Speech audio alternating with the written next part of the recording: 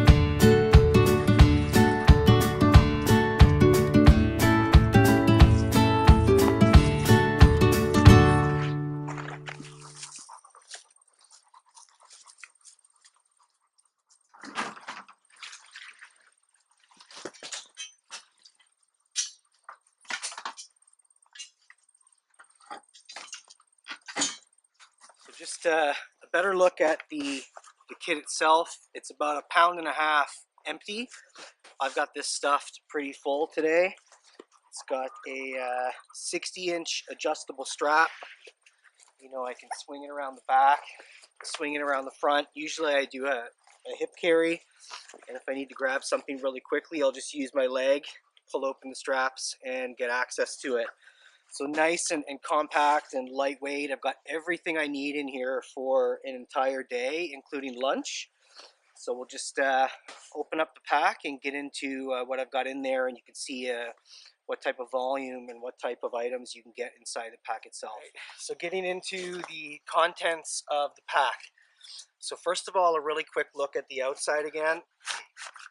It's got an axe loop here. I use it to carry my hatchet. It's got a carry handle or a grab handle. And I use the bedroll straps here to carry my, in this case I'm using a poncho in lieu of bedroll. And we'll get into the actual pack. So as soon as you open it up, I basically keep my journal here. I use it to take notes or identify different plants or foliage and go home and do some research on it. I've got my spork. We open up the pack. I've got a can of soup for lunch, an orange, fruit to go snack for a little sugar. Got my gloves, my hidden Woodsman possibles pouch. Inside the possibles pouch, I've got fat wood, different ferro rods, fire piston, sharpening puck, and a sharpener for my knives.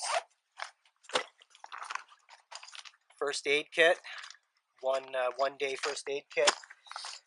And in the front here, we've got a hidden Woodsman patch, but it's also got a zipper area.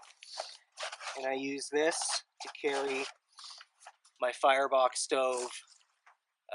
So that's basically what we got in here. I've got everything for a comfort all the way through to a lunchtime snack. All right, just a little close-up of the bag here. It is 12 inches by 11 inches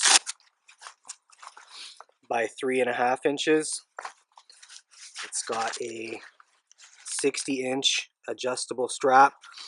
The haversack itself is highly water resistant. Got the grab handle or the carry handle here. Hatchet loop on the back, and it's got some molly webbing here as well. I could actually use the molly webbing to attach my canteen kit, but I prefer to carry it separately on each shoulder. It's made in the good old USA, so if you're an American, you're buying local, which is super important for a lot of people. And the material itself, I'm not a very geeky or techie material guy, but according to the website, it says DWR 500D nylon, and it's got a 400D liner. If you look inside here, you've got some orange material here, I guess, just to, you know, brighten up the inside of the pack, make it easier to find it. And it's got a separate compartment here as well. So that's basically inside and outside of the pack. That pretty much concludes the the review of the Hidden Woodsman Haversack. Sort of an idea of when I'm looking to go a little lighter. The kit that I use. I'm just going to basically pack this up now. I'm going to keep moving along up the trail before I end up getting into lunch. But that basically completes the review. You know, you've got your kit items here. You've got your lunch in there, your bedroll or your poncho or raincoat, axe loop. You've got room for your stove, and call me cheesy, but I keep a diary. I try to stay off the phone when I'm in the woods. I like to go with the pencil and paper when I'm making notes or trying to identify items. And of course, an accompaniment to the kit would be my my canteen, my water source that I could put on the side here if I was inclined, or I prefer just to carry it on my opposite shoulder. That's basically the review. During the summer, it's a really fantastic piece of kit to just, you know, to pare down and go lightweight. However, in the winter, when I'm using a larger knapsack, I'll still continue to use this. I won't have it loaded down with much kit. I might just have a snack in here, my diary, and leave room for collecting tinder on the way. If it's in the winter time and I'm moving along, I'll just keep this on my hip, load it up with some birch or some usnea or any other natural tinder, and just move along my way and keep going that way. So I hope you enjoyed it. It's a fantastic piece of kit. If you want to stick around for a couple more minutes, I'll do some bonus footage of what's inside this old abandoned bus here. Cheers. So here we are at this bus that was obviously driven back here a long time ago, because now it's an abandoned service road and it's not accessible.